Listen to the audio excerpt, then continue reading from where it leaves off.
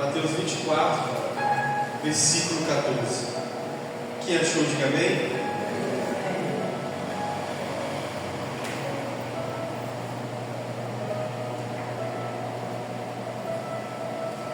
A palavra do Senhor diz assim: e este Evangelho do Reino será pregado em todo o mundo, em testemunho a todas as gentes, e então virá o fim. Repetindo: e este Evangelho do Reino será pregado em todo o mundo, em testemunho a todas as gentes, e então virá o fim. Feche os seus olhos. Senhor, essa é a tua palavra. Revela-te a nós esta noite. Fale conosco, Jesus. Compartilha conosco a tua vontade, teu desejo. Nós queremos ouvir sua voz. Nós queremos, ó Pai, que a sua palavra faça morada no nosso coração. E ao fazer morada no nosso coração, que ela possa crescer dentro de nós, transformar a nossa vida, transformar a nossa história. É isso que nós queremos, Jesus. Que a tua palavra venha adentrar dentro de nós, mudar os nossos corações, mudar a nossa vida. Fique à vontade, Jesus. Fique à vontade, Abba. Amém. E amém. Pode se sentar, irmãos? Queridos, hoje eu quero falar sobre o Evangelho do nosso Senhor Jesus. Por que o Evangelho do nosso Senhor Jesus, irmãos? Porque a Bíblia fala, irmãos, que o Evangelho, a palavra Evangelho quer dizer boas novas. Diz assim comigo: boas novas. Boas novas de quê? De quem? Boas novas sobre o Senhor Jesus. Boas novas do nosso Senhor Jesus. E a Bíblia vai dizer, irmãos, que em Mateus, abra sua Bíblia comigo aí, Mateus capítulo 4, versículo 12. Mateus 4, 12.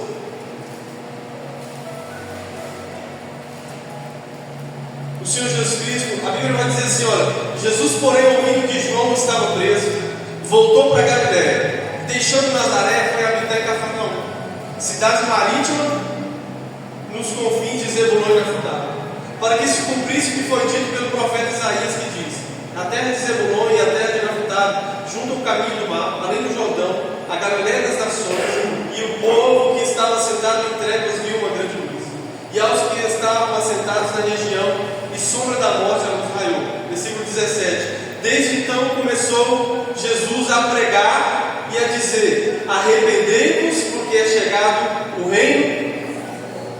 Arrependei-vos, porque é chegado o reino dos céus. Então, irmãos, as boas novas sobre Jesus, a respeito de Jesus. E Jesus, quando ele começou a anunciar essas boas novas, ele começou a dizer: olha, é chegado o reino dos céus. Agora, Jesus Cristo está dizendo: é inaugurado um novo tempo.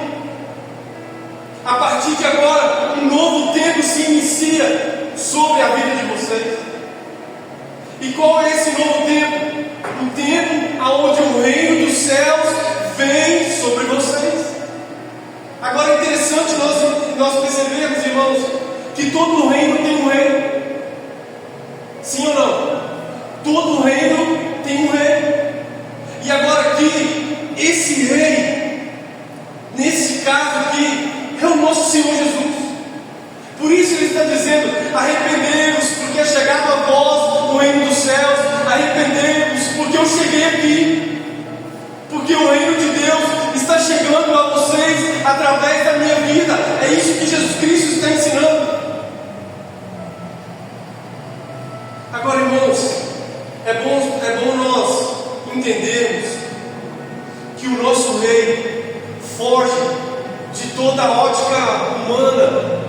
em se tratando de rei. O nosso rei, irmãos, o meu rei, o nosso rei, ele veio, e a Bíblia fala em Lucas 2,7 que ele nasceu numa manjedoura. Não foi num palácio de ouro, foi num estábulo, em uma manjedoura. E a Bíblia fala, irmãos, que esse mesmo rei, em Mateus 9, 10 e 11, a Bíblia vai dizer que ele comia com os pecadores e com os publicanos. Ele foge da ótica humana de rei que é cercado de pessoas cheias de diplomas, diplomatas. Jesus Cristo veio, sentou à mesa, e a Bíblia fala que os publicanos e os pecadores vinham e sentavam à mesa com ele. Esse mesmo rei, a Bíblia vai dizer em Mateus 11, versículo 5, que ele curou os enfermos, ele limpou os leprosos, ele deu vista aos cegos, ele ressuscitou pessoas que estavam mortas. Esse mesmo rei, a Bíblia vai nos dizer e nos mostrar que escolheu homens falhos para caminhar com ele. Homens pecadores que andou do lado dele. Ou alguém aqui vai me dizer que Pedro era um homem 100%. Ele era um homem pecador, falho. Tiago, João, os filhos de Zebedeu, que na primeira oportunidade pensaram em pedir a Deus para mandar fogo sobre a cidade.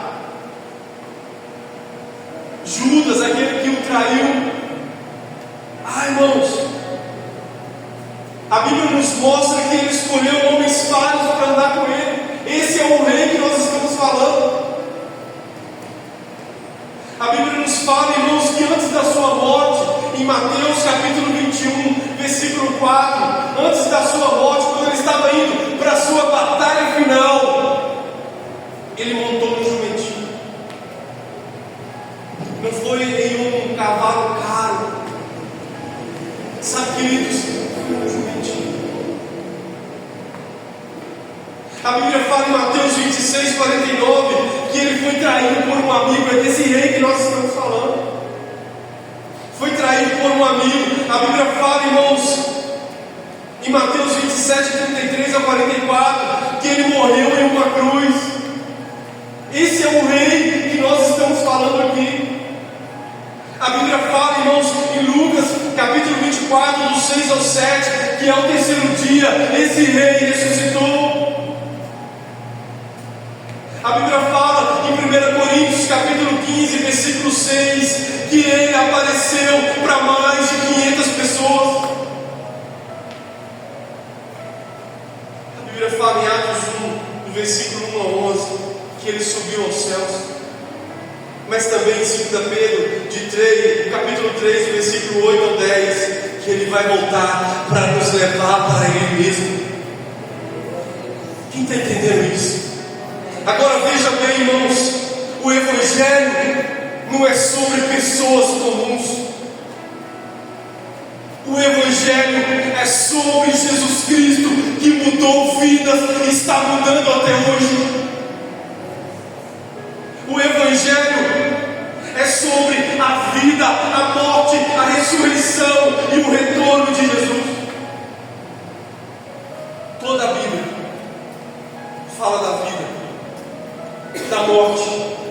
Toda a Bíblia fala da vida, da morte, da ressurreição e do retorno de Jesus. Por isso que Hebreus vai dizer que o Velho Testamento é a sombra das coisas futuras. Por isso nós precisamos entender, irmãos, que o Evangelho é sobre Ele. É sobre um Jesus que veio aqui para morrer no meu e no seu lugar. O Evangelho é boas novas, e as boas novas é: Jesus Cristo chegou, inaugurou um novo tempo na pessoas. Agora, irmãos, nós precisamos entender que nesses dias, quanto mais do Evangelho de Jesus nós absorvermos, mais nós seremos transformados. Martinho Lutero ele disse que precisamos ouvir o Evangelho todos os dias, porque nos esquecemos dele todos os dias. Então, irmãos, o que nós conhecemos sobre Jesus? O que você conhece sobre Ele? O que nós, como igreja, conhecemos sobre Jesus? O que nós conhecemos sobre a vida dele? O que nós conhecemos sobre a morte dele, sobre a ressurreição e sobre o seu retorno? Agora vamos lá, irmãos. As pesquisas apontam que apenas 40% dos cristãos leem a Bíblia. 40% dos cristãos abrem a sua Bíblia diariamente para conhecer Jesus. Nós somos uma geração, irmãos, que bate no peito e falamos: olha, eu sou cristão. Mas nós não buscamos conhecê-lo, aquele ao qual nós carregamos o nome, porque outrora fomos chamados de parecidos com ele. Então eu acredito, irmãos, que Deus está levantando uma geração que conhece o Senhor Jesus Cristo, que conhece o Evangelho do nosso Senhor Jesus, que logo, por conseguinte, a sua vida é transformada, porque conheceu a Jesus de verdade, porque conheceu a Cristo na sua essência, quem Ele é. Sabe, irmãos, nós precisamos, como igreja, gastar a nossa vida com isso aqui, com a palavra de Deus. Se tem algo que vai transformar a sua vida, é a palavra de Deus, Cristo. Eu gosto de dizer, irmãos, que 1 hora, 2 horas que nós nos reunimos aqui é muito pouco para nós conhecermos Ele, porque a maior parte da sua vida você não vai passar aqui, você vai passar, irmãos, longe desse lugar aonde nós também chamamos de igreja. É na segunda-feira, é na terça-feira, é na quarta, na quinta, mesmo contra a sua vontade, às vezes, na maioria delas. Mesmo quando nós estivermos desanimados, mesmo quando não tivermos força, precisamos pedir a Ele: Senhor, vem, me fortalece, porque eu quero te conhecer mais e mais. Se queremos, irmãos, ter uma vida transformada, precisamos conhecer a Cristo e o Evangelho que Ele veio trazer. Sabe, irmãos, essa semana eu estava conversando com uma pessoa a respeito de transformação futura. E naquela oportunidade nós estávamos falando sobre estudo. Estudar, é bom estudar, para que a próxima geração ela possa ter uma vida não tão sofrida como os nossos pais tiveram, como às vezes nós tivemos. Então, por isso nós incentivamos as crianças, os adolescentes, os jovens a estudar, vamos estudar. Mas naquela oportunidade nós estávamos falando sobre a perspectiva de que sem estudar, se o jovem parar de estudar, se as pessoas pararem de estudar, de ir para a escola, fazer uma faculdade, correr atrás, como elas vão conseguir, essa geração Z vai conseguir sustentar os seus filhos, ser um pai de família? Então, dentro dessa perspectiva, mas naquela oportunidade, irmãos, a pessoa falou: olha, se a pessoa não estudar na sua vida, ela não vai ter nada, não vai ser nada. Só que depois eu fiquei pensando, irmãos, que essa é a perspectiva humana, que de uma certa forma não está errada. Estude, irmão. Incentive os seus filhos a estudarem. Sabe, eu inclusive estudo. Não pare de estudar, corra atrás dos seus objetivos. Mas entenda algo, irmãos. Se tem algo que de verdade vai mudar a vida de alguém, o futuro de alguém, é Jesus. É o Evangelho. Porque olha, vamos lá. Quantos aqui que pode falar, olha, outrora eu era uma pessoa má, inclusive eu, irmãos, uma pessoa má, sabe, afundada no pecado, mas eu conheci o Evangelho. Conhecemos o Evangelho do nosso Senhor Jesus Cristo nos foi apresentado e transformou a nossa vida, tem transformado a nossa vida, e será assim até que Ele volte, irmãos. Agora, irmãos, hoje eu quero falar de tudo isso que nós inicialmente aqui, à luz da palavra de Deus, vimos. Eu quero falar hoje sobre o Evangelho do Senhor Jesus Cristo, sobre a vida e sobre a morte. Semana que vem, se Deus assim o permitir, nós vamos finalizar essa mensagem falando sobre a sua ressurreição, do seu retorno. Mas hoje eu quero falar sobre a vida de Jesus, o propósito que Ele nos trouxe através da sua vida, e também sobre a sua morte. Bem rapidamente, irmãos. Primeira coisa que nós precisamos entender a respeito da vida de Jesus é que o Evangelho é salvação. Abra sua Bíblia comigo em Lucas 19:10.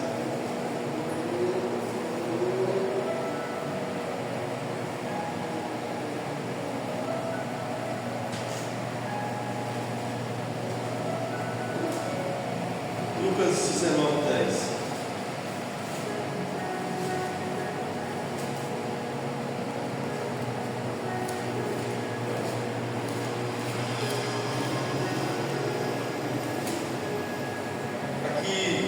Essa passagem é muito conhecida, né? Quando Jesus Cristo entrou na casa de Zaqueu, Zaqueu de fato se converteu ao Senhor. E depois da sua conversão, Jesus Cristo falou: olha, porque o Filho do Homem veio buscar e salvar o que se havia perdido. Irmãos, aonde nós nos perdemos? Vamos lá. Esse versículo fala que em algum momento o ser humano se perdeu, sim ou não? Jesus Cristo falou: olha, o Filho do Homem veio buscar e salvar o que se havia perdido. Em algum momento nós nos perdemos. E esse momento eu posso te afirmar categoricamente que foi lá no Éden, aonde o homem escolheu o pecado em detrimento a Deus. E a Bíblia vai nos mostrar, irmãos, que o Senhor Jesus Cristo veio para nos resgatar, para nos trazer de volta para Ele. Porque a Bíblia vai dizer em 1 Coríntios, capítulo 15, versículo 47. Olha o que a Bíblia diz. 1 Coríntios 15, versículo 45, aliás.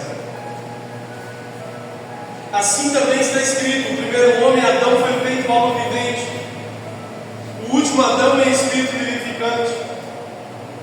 Mas não é o primeiro espiritual, senão o animal, depois o espiritual. O primeiro homem da terra é terreno. O segundo homem, o Senhor, é do céu. Qual? O terreno, tais são também os terrenos.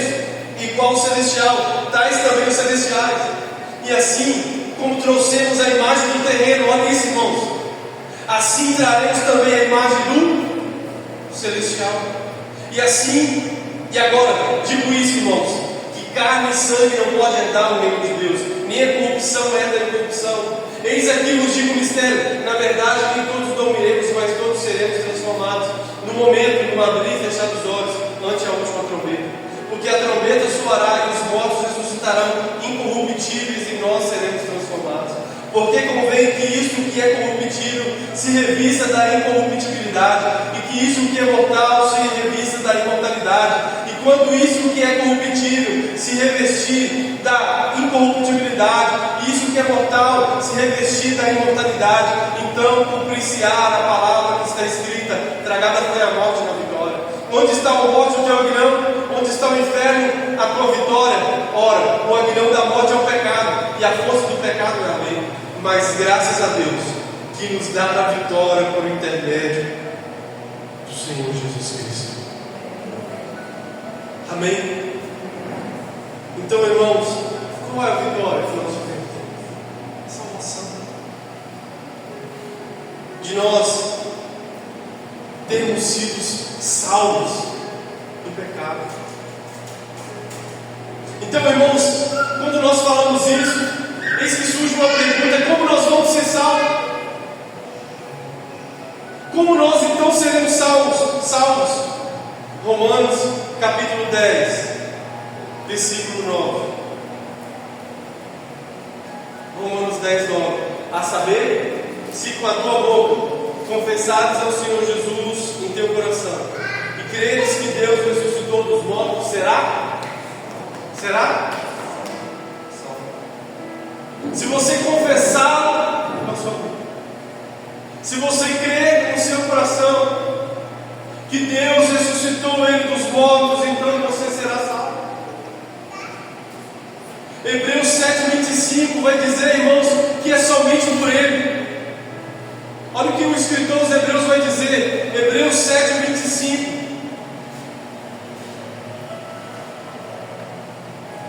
Portanto, pode também salvar perfeitamente os que por Ele se chegam a Deus, vivendo sempre para interceder por eles. Ou seja, irmãos, somente Deus, somente Cristo pode e pôde nos salvar. É Ele, não há outro meio. Por isso nós estamos aqui nessa noite dizendo que o Evangelho, ele é salvação. Salvação para aqueles que se haviam perdido. Salvação para aqueles que se distanciaram do Pai. Mas o Evangelho também, irmãos, é poder. Fala assim: o Evangelho é salvação. Mas o Evangelho é poder. Irmãos, abra sua Bíblia comigo em 1 Coríntios capítulo 1, versículo 18.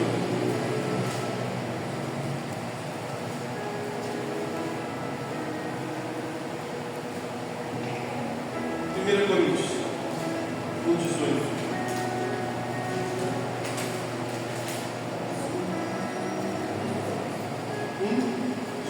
1 Coríntios 1, 18. Porque a palavra da cruz é loucura para os que perecem, mas para nós que somos salvos é o poder de Deus. Aqui Paulo está dizendo: olha, a palavra da cruz para o mundo é loucura, não faz sentido. Para o mundo não vai fazer sentido, mas para nós que somos salvos é o poder de Deus em nós e através de nós, por intermédio de Cristo que habita em nós. Por isso que Jesus Cristo vai dizer em Mateus 28, 18, 19: é-me dado todo o poder nos céus e na terra.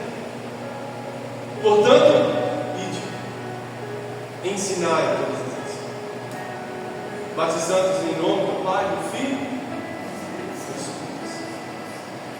Entenda algo, irmãos. Jesus Cristo tem total poder na sua vida. O Evangelho é poder. Para nós que somos salvos, é poder. Como explicar para o mundo, irmãos, as curas que Jesus Cristo fez?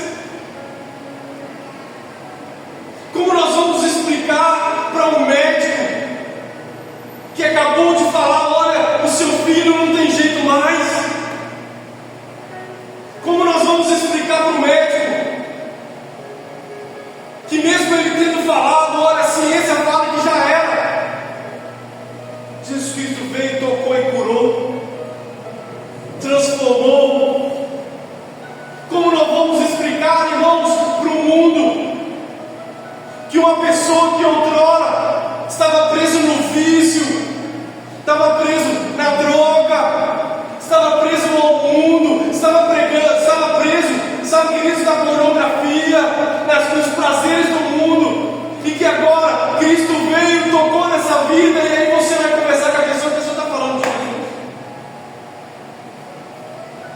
Como você vai explicar isso para o mundo?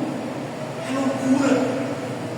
A pregação da cruz para o mundo é loucura, mas para nós que somos salvos é o poder de Deus.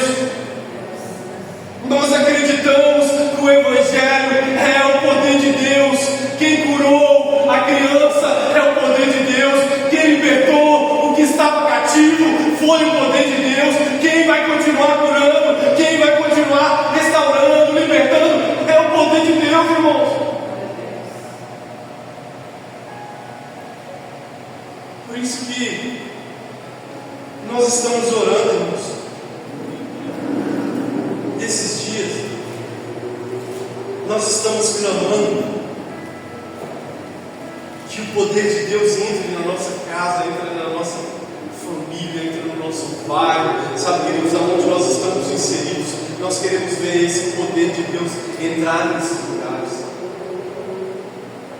Quantos que desejam que o poder de Deus entre em todos os lugares dessa cidade?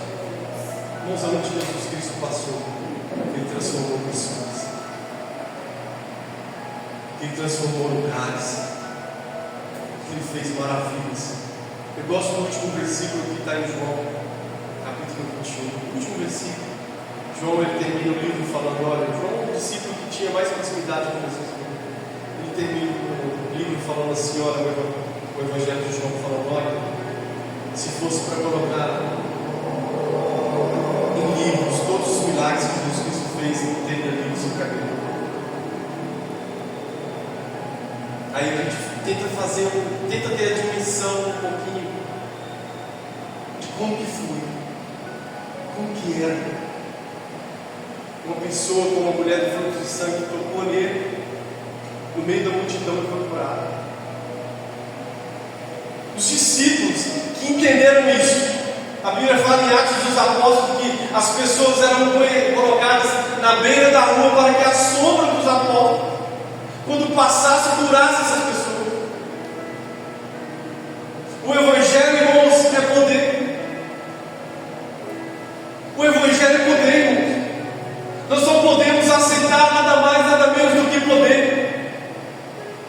Por isso você precisa acreditar que quando Deus te chamar, sabe, queridos, em algum lugar para pregar, sabe, para falar do amor de Deus, para levar a mensagem da cruz, você precisa acreditar que acompanhado com essa palavra há poder.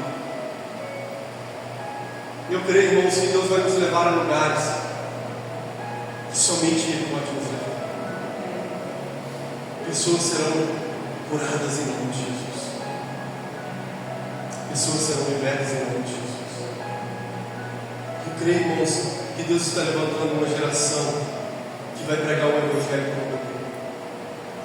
Mas para que nós possamos, irmãos, pregar o Evangelho com poder, nós precisamos conhecer Jesus de verdade.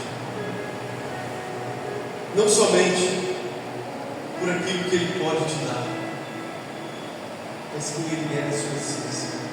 Mateus 6,33: buscar primeiro o reino dos céus e a sua justiça, todas as outras coisas nos serão acrescentadas. É necessário conhecermos a Ele na sua, sabe, irmãos, na sua essência, conhecer Ele de verdade. Apenas esses dois pontos sobre a vida de Jesus. O propósito da vida de Jesus, o Evangelho de salvação, o Evangelho é poder. Agora sobre a morte de Jesus. O propósito do Evangelho é amor. João 15, versículo 13. Abra sua Bíblia, irmãos. João 15, 13. Ninguém tem maior amor do que esse, de dar alguém a sua vida pelos seus amigos. 1 João 3,16. Lá no finalzinho. 1 João 3,16.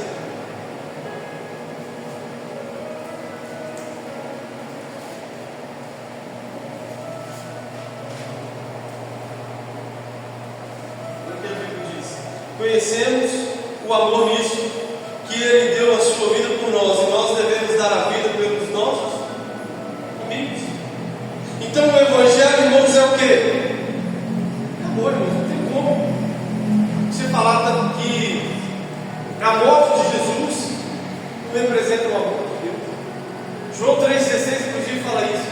Que Deus amou o mundo de tal maneira que deu o seu único filho para que todo aquele que nele crê não pereça, mas tenha a vida eterna.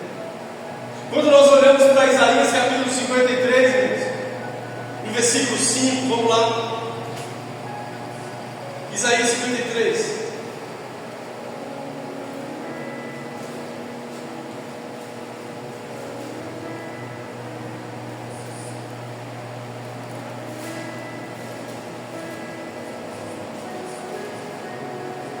Versículo 5. Olha isso, irmãos. Mas ele foi ferido pelas nossas transgressões e moído pelas nossas iniquidades. O castigo que nos traz a paz estava sobre ele, pelas suas pisaduras fomos sarados. Todos nós andávamos desgarrados como ovelhas, cada um desviava pelo seu caminho, mas o Senhor fez cair sobre ele a iniquidade de todos nós. Ele foi oprimido, mas não abriu a boca. Como um cordeiro foi levado ao matadouro, e como uma ovelha muda perante os seus tosqueadores, ele não abriu sua boca. Agora, irmãos, vamos lá, entenda algo. Quem nos ama como Jesus? Quem nos ama como Ele? Que amor é esse? Às vezes, irmãos, nós nos perguntamos, eu pelo menos me pergunto, Senhor, o que o Senhor pergunta? Entende, irmãos? Não é porque nós somos bonzinhos, sempre vai ser pela graça, sempre vai ser pelo favor não merecido. Nós não merecíamos, irmãos, mas mesmo assim Ele nos amou e se entregou por nós. Ele morreu no meu e no seu lugar, porque Jesus Cristo, irmãos, de verdade, Ele nos viu quando ninguém nos viu, sabe? Ele estendeu a mão para nós quando mais ninguém podia estender a mão para nós. Agora nós precisamos aprender que o Evangelho do Senhor Jesus Cristo é amor. Sim. Quarto e último, para nós entendermos, Filipenses 2,8, o Evangelho é a obediência. Filipenses 2,8.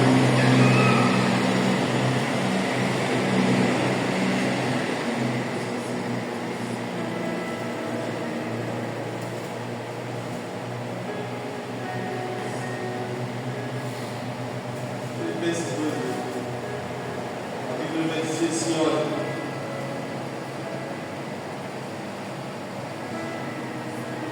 e achando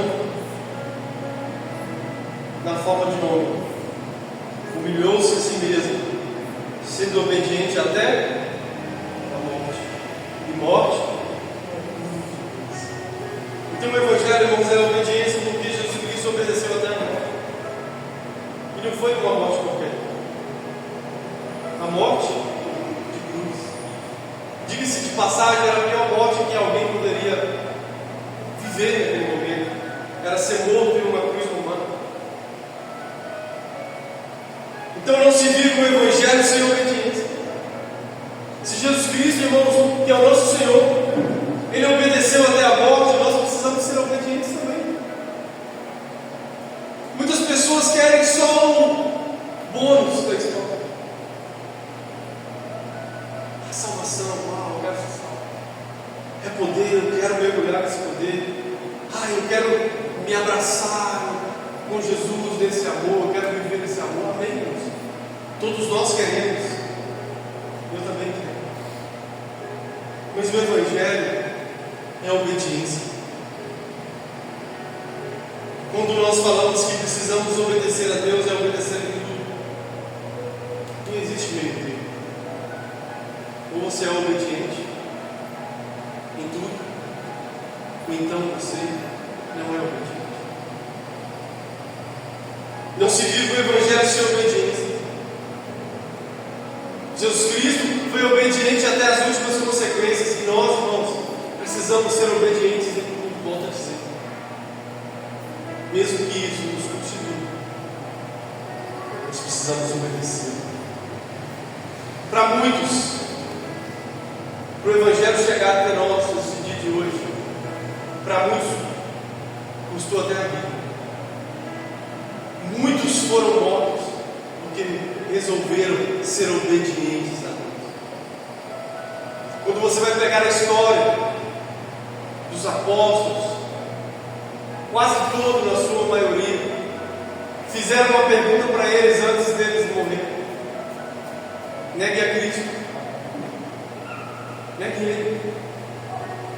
E eles: não vou negar o Mestre, não vou negar aquele que até hoje só me fez o bem. Isso me custou a vida.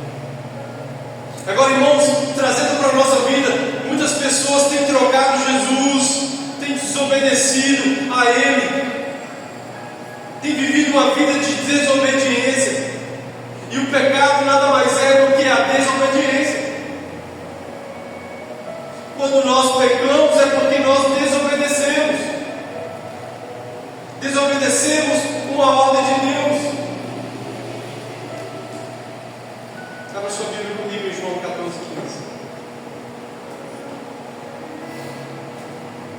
João 14, versículo 15. Se me amares, guardareis os meus. Se você ama Jesus de verdade, você precisa guardar os mandamentos de Jesus e obedecer de verdade. Lucas 6, 46. Volta um pouquinho.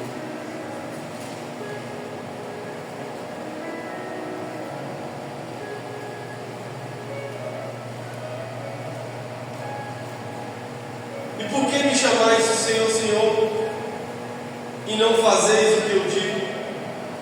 Qualquer que venha a mim e ouve as minhas palavras e observa, eu vos mostrarei a quem é semelhante. É semelhante a um homem que edificou uma casa, encavou e abriu bem fundo, e pôs os alicerces sobre a rocha, e vindo a enchente, bateu com ímpeto a corrente naquela casa, e não pôde abalar, porque estava fundada sobre a rocha. Mas o que ouve e não pratica é semelhante a um homem que edificou uma casa sobre a terra sem alicerce, na qual bateu com ímpeto a corrente, logo caiu, foi grande a sua ruína. Agora entenda algo, irmãos. Jesus Cristo está dizendo aqui, olha, que não adianta nós chamarmos Ele de Senhor, Senhor, se não o obedecer. E mais do que isso, o obedecer passa por colocar em prática tudo aquilo que aprendemos. Logo, Ele vem nos mostrar essa parábola. É semelhante a um homem que edificou a casa sobre a rocha, porque em algum momento a chuva vai vir, a tempestade vai vir e bater contra essa casa. E se nós estamos construindo a nossa casa sobre esse alicerce sólido que é Cristo, que é as suas palavras, as tempestades da vida não vão nos derrubar, as dificuldades, as lutas que sobrevêm a todos não vão nos jogar pelo chão. Agora, o que Jesus Cristo está nos ensinando é que o Evangelho é obedecer. Hebreus 5, 8 e 9, para a gente finalizar. Hebreus 5, do 8 ao 9.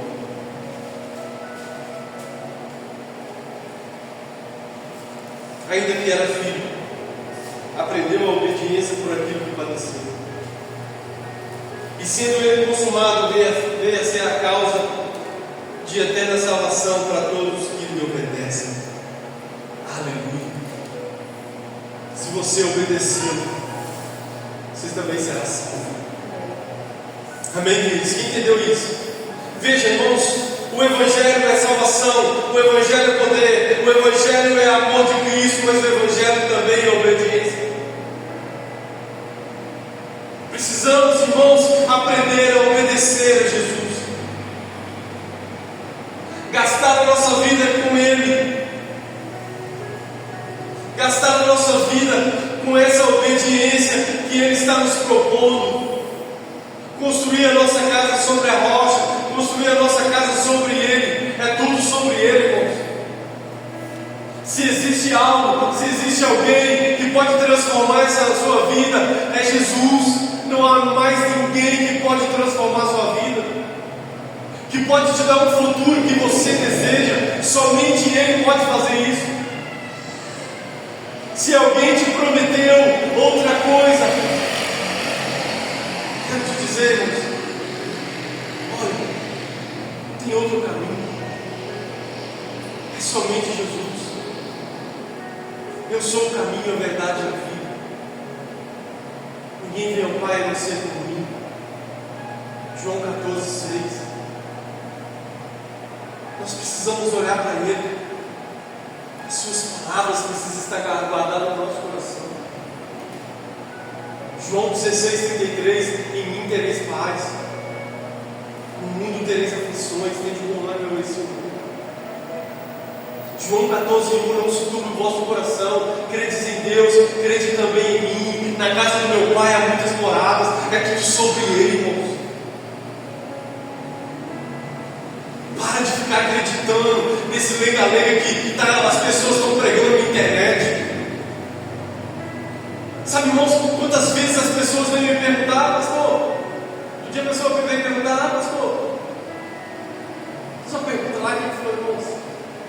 Tem base nenhuma. Eu vi fulano de tal pregando e falando de Jesus Cristo. Fomos na Bíblia, irmãos. Vamos conhecer o Evangelho, sabe, irmãos? Vamos conhecer a Cristo, vamos conhecer o que Ele tem para nós, sabe, irmãos? Se você abrir a sua Bíblia, você não vai ficar perdido, sem identidade, você vai saber de onde você veio, para onde você está indo.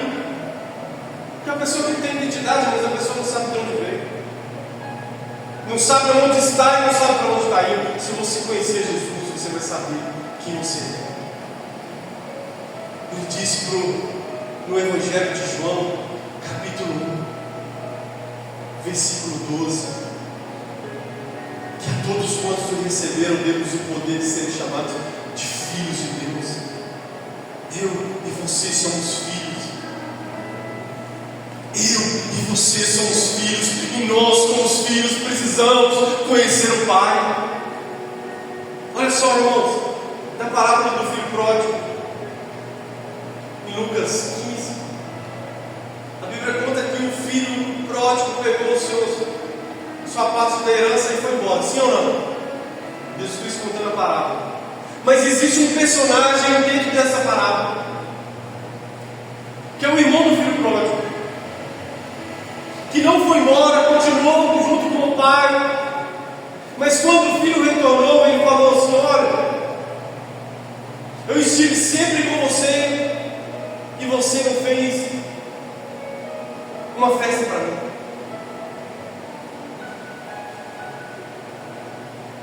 E a parábola diz que aquele pai falou: olha, tudo que eu tinha. Essa parábola, irmãos, nos mostra não somente apenas do filho que foi embora, irmão, mas também daquele que estava dentro da casa e não conhecia o pai. Daquele que ficou dentro da casa, perto do pai, e não conhecia o pai. Porque o pai diz: tudo que eu tenho é assim. Quer comer um boi? Quer comer uma picanha? Mata o boi e come, é seu. É meu, é seu. Ou alguém aqui, quando chega na casa do seu pai, pede licença para abrir a geladeira, para tomar uma água. É a casa do seu pai. Ô filho, se você falar ao seu pai: posso tomar água? Não vai acontecer. Você está de brincadeira comigo. Tudo que eu tenho é seu. Você não me conhece? Você não anda comigo? Agora, irmãos, nós como filhos de Deus precisamos nos abraçar, ou ser abraçado por essa palavra, pelo Evangelho do Senhor Jesus Cristo. O Evangelho de salvação, Ele nos salvou, amém. Quantos aqui foram salvos pelo Evangelho de Jesus, irmãos? Amém, irmãos. 1 Timóteo, capítulo 1, versículo 15, Paulo vai dizer essa palavra, digna de aceitação, de que Cristo veio salvar os pecadores, do qual sou o pior. Paulo dizendo que ele era o pior pecador. Imagine, irmão. Paulo, que do Evangelho, o Novo Testamento, 27 livros, ele escreveu 13. Se a gente não for colocar Hebreus na conta dele, 13. No final da sua vida, porque aos Timóteos, no final da sua vida, estava preso. Ele vai dizer: essa palavra aqui é digna de aceitação. Esse Evangelho que eu preguei a minha vida toda, esse Evangelho que Jesus Cristo veio e começou a dizer lá em Mateus, capítulo 4, que nós lemos: arrependemos porque é chegada a voz do reino dos céus, que passou pelos discípulos, que chegou em Antioquia, e os discípulos foram chamados de cristãos, sabe? Que foi para a Itália, que foi para Roma, sabe? Que passou pela Ásia Menor. Esse Evangelho é digno de aceitação. Aceite ele, sua vida será transformada. Aceite ele, Timóteo, que a sua vida será transformada. Leve esse Evangelho para outras pessoas, Timóteo, porque outras pessoas serão transformadas. Agora veja bem, Cristo veio salvar os pecadores, do qual eu sou o pior. Irmãos, todos nós estávamos distantes de Jesus. Ele nos salvou. Com poder, Ele nos salvou. Sabe, queridos, Ele nos trouxe vida novamente. Ele nos amou de uma forma constrangedora. Irmãos, o amor de Cristo me constrange. Me constrange, irmãos. Demais. Demais. Sabe, e para finalizar, a obediência.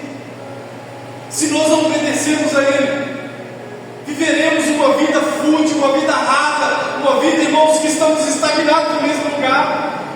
Agora, se nós passarmos a obedecê-lo em tudo aquilo que Ele está nos chamando, não apenas em algumas coisas, não apenas quando estamos aqui, não apenas, irmãos, em todos os lugares precisamos obedecer. Ser transformado pelo Evangelho é isso que nós queremos. Queremos ser transformados pelo Senhor Jesus. Quantos que entenderam essa palavra? Você pode ficar sobre os seus pés para nós orarmos. Eu gostaria de orar juntamente com vocês e pedir ao Senhor Jesus,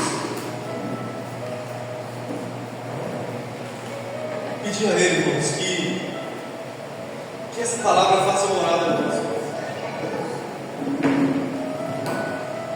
Pedir ao Senhor que essa palavra, o seu Evangelho, faça morada em